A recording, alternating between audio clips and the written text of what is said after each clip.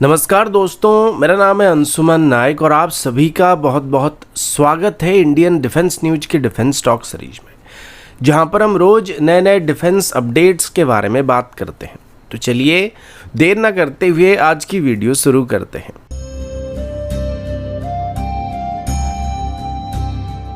आज की पहली अपडेट एक ग्राउंड ब्रेकिंग प्रोजेक्ट के बारे में, जो आर्मर्ड वॉरफेयर की अब तक की जो कन्वेंशनल मेथड्स थे उन सभी को काफ़ी हद तक बदलने वाला है। इस नए प्रोजेक्ट को आईआईटी मद्रास के professor major general Rajiv Narayan की तरफ से अनाउंस किया गया, जिसमें वो एक रैमजेट पावर टैंक एमुनिशन को डेवलप करने पर काम कर रहे हैं। इस प्रोजेक्ट में major general Narayan IIT Madras और लेफ्टिनेंट जनरल शंकर के साथ कोलैबोरेट करके काम कर रहे हैं, जिसका मकसद टैंक एमुनिशन की लीथलिटी और इफेक्टिवनेस को मॉडर्न आर्मर्ड थ्रेट के अगेंस्ट में काफ़ी हद तक बेहतर बनाना है। अभी तक अगर टैंक्स में इस्तेमाल होने वाली सबसे खतरनाक एमुनिशन की बात की जाए तो ये APF SDS एमुनिशन होते हैं, जो कि 3 किलोमीटर की दूरी से भी दुश्मन की टैंक की आर्मर को पेनिट्रेट करने की कैपेबिलिटी प्रोवाइड करते हैं। लेकिन इनको भी अभी काउंटर करने के तरीके आ चुके हैं और आज के जितने भी मॉडर्न मेन बैटल टैंक्स हैं उन सभी में एक्टिव प्रोटेक्शन सिस्टम का इस्तेमाल किया जाता है, जो कि APF SDS एमुनिशन को टैंक को हिट करने से पहले न्यूट्रलाइज कर देते हैं या फिर इनकी इफेक्टिवनेस को काफ़ी हद तक कम कर देते हैं।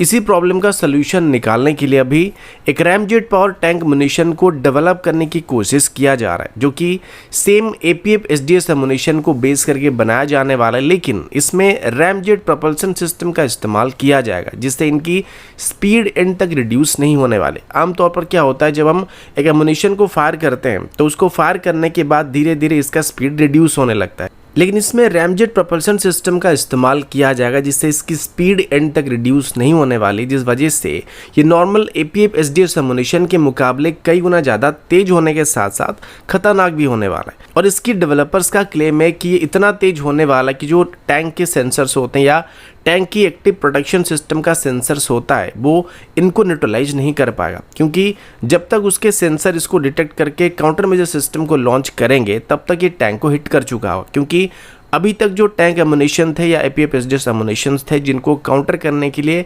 वर्तमान की स्टैंडर्ड की एक्टिव प्रोटेक्शन सिस्टम को डेवलप किया गया है, फिर उसकी सेंसर को डेवलप किया गया है, उनको वर्तमान की स्टैंडर्ड की APF SDS एमुनिशन को काउंटर करने के लिए बनाया गया था, जिनकी स्पीड लिमिटेड होता है। लेकिन अभी हम जिस टैंक एमुनिशन के बारे में बात कर रहे हैं इसकी स्पीड काफ़ी हद तक उससे तेज होने वाली है, यानी कि टर्मिनल फेज में ये एक नॉर्मल एमुनिशन के मुकाबले काफ़ी तेज होगा, जिस वजह से एक्टिव प्रोटेक्शन सिस्टम के सेंसर जब इसको सेंस कर पाए अपनी काउंटर मेजर सिस्टम को लॉन्च कर पाएंगे उससे पहले टैंक को हिट कर जाएगा। इसके अलावा इसकी रेंज भी एक नॉर्मल APF SDS एमुनिशन से 2 से 3 गुना बेहतर होने वाला और इसकी एक्सपेक्टेड रेंज 6 किलोमीटर से लेके 9 किलोमीटर तक होने की उम्मीद किया जा रहा है, जिस वजह से अब हमारे टैंक्स जो होंगे वो काफी सेफ डिस्टेंस पर रहकर भी दुश्मन के टैंक पर फायरिंग कर सकेंगे, क्योंकि आमतौर पर जो टैंक का रेंज होता है वो 5 किलोमीटर के आसपास होता है, लेकिन अभी हम 6 से 9 किलोमीटर की दूरी से ही दुश्मन पर फायरिंग कर सकते हैं, जिस वजह से हम दुश्मन की फायरिंग रेंज से बाहर रहकर ही सेफ डिस्टेंस से उनके साथ एंगेज हो पाएंगे।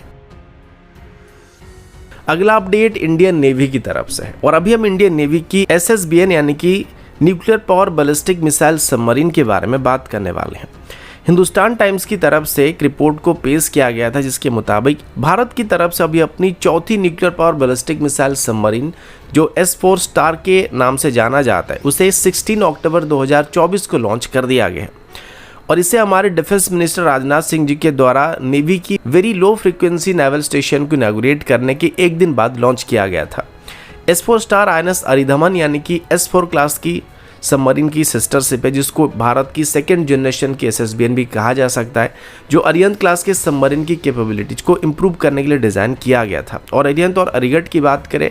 तो वो हमारे पहले जनरेशन की SSBN है। S4 और S4 स्टार की डिस्प्लेसमेंट लगभग 7000 टन के आसपास है, जो पहले के अरिहंत क्लास के सबमरीन से 1000 टन ज़्यादा है और जो एक्स्ट्रा 1000 टन की डिस्प्लेसमेंट इसमें ऐड किया गया उस वजह से इनकी फायर पावर काफ़ी हद तक इससे इम्प्रूव होने वाला है, क्योंकि जो 1000 टन का एक्स्ट्रा स्पेस यहाँ पे ऐड किया गया वहाँ पर न्यूक्लियर मिसाइल को स्टोर करने के लिए उसको डिज़ाइन किया गया है। S4 और S4 स्टार की इंक्रीज डिस्प्लेसमेंट के एक और एडवांटेज ये भी है कि ये अरिहंत क्लास के सबमरीन के कंपैरिजन में ज़्यादा सबमरीन लॉन्च्ड बैलिस्टिक मिसाइल को कैरी कर सकते हैं। इसकी मिसाइल कैरिंग कैपेसिटी काफ़ी हद तक क्लासिफाइड है, लेकिन उम्मीद किया जा रहा है कि अप्रॉक्सीमेटली 12 K-15 मिसाइल को कैरी कर सकती है या फिर 4 लॉन्ग रेंज की K4 मिसाइल को भी कैरी कर सकेंगे। और सेम कंडीशन S4 सबमरीन के ऊपर भी लागू होता है। अब जब एक तरफ S4 स्टार को लॉन्च किया जा रहा है तो दूसरी तरफ अभी S4 क्लास की सबमरीन यानी कि INS अरिदमन को 2025 में इंडियन नेवी में कमीशन करने का प्लान भी किया जा रहा है। और इन दोनों सबमरीन में लगभग 75% तक इंडियन सिस्टम का इस्तेमाल किया जा रहा है। इसके बाद भारत अपनी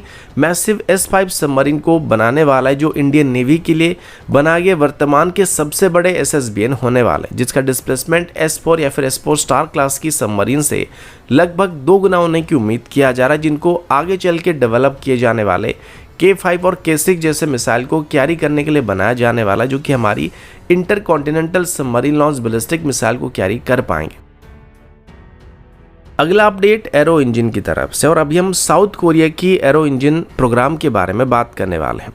जिसका लिंक आगे चल के भारत की एरो इंजन डेवलपमेंट प्रोग्राम के साथ भी होने की उम्मीद किया जा रहा है।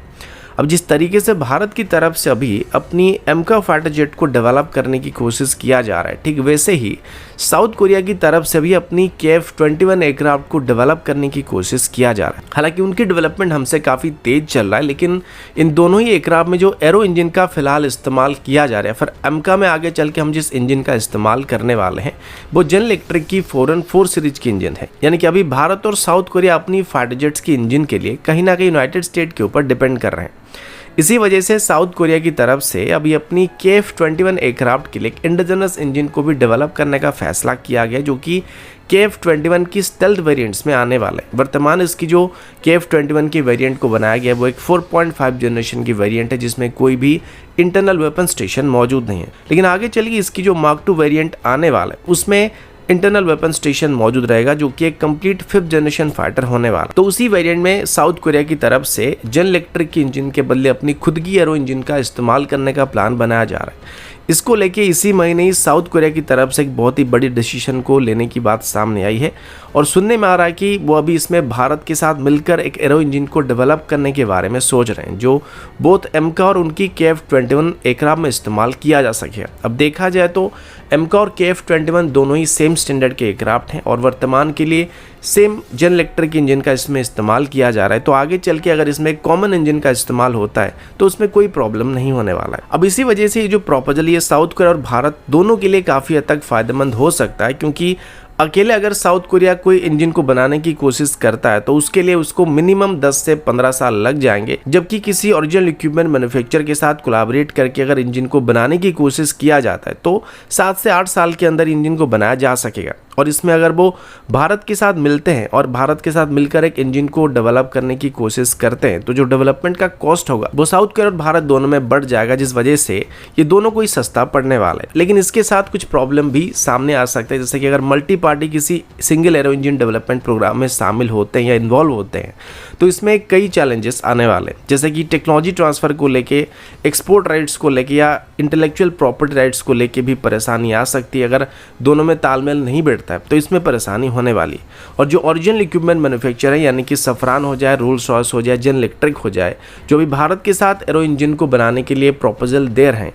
उनका भी साउथ कोरिया के साथ तालमेल बैठना काफ़ी ज़रूरी होने वाला है, क्योंकि हो सकता है वो भारत को जो ऑफ़र दे रहे हैं वो सेम ऑफ़र वो साउथ कोरिया को नहीं देना चाहेंगे, या फिर साउथ कोरिया को जो ऑफ़र वो देना चाहेंगे वो भारत को ऑफ़र करना नहीं चाहेंगे। तो इस प्रपोजल के दोनों साइड हैं, यानी कि पॉजिटिव साइड भी और नेगेटिव साइड भी है। तो अगर सब कुछ सही रहता है तो आगे चल के इसको कंसिडर किया जा सकता है।